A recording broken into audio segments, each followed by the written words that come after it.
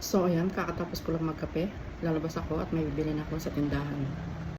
So ayun nga mga auntie ko, pagkalabas ko, may nakita nga ako tinapon na bulaklak dito.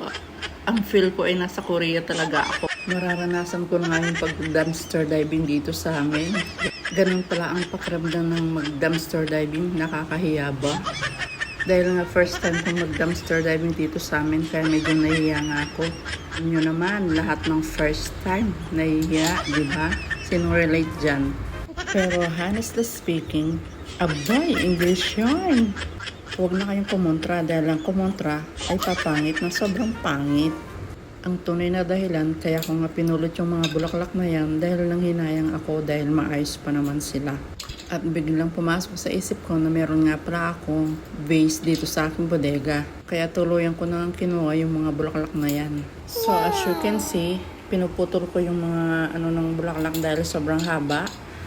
Hindi na fit dito sa aking vase. So ayun na nga, isa-isa ko silang pinutol para maglapat yung height nila dito sa aking vase. Siguro ganyan talaga tayong mga mami, no? May mga bagay tayong na pinanghihinayangan kahit tinatapon na ng iba.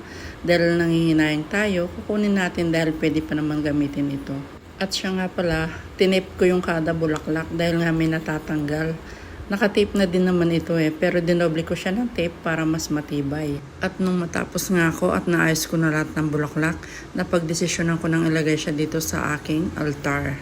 Medyo kulang nga yung mga bulaklak. Pag naka-LL ako, bibili ako ng bulaklak para madagdagan ko yung bulaklak dito sa aking vase. O siya, hanggang dito na lang yung aking video at salamat sa panonood.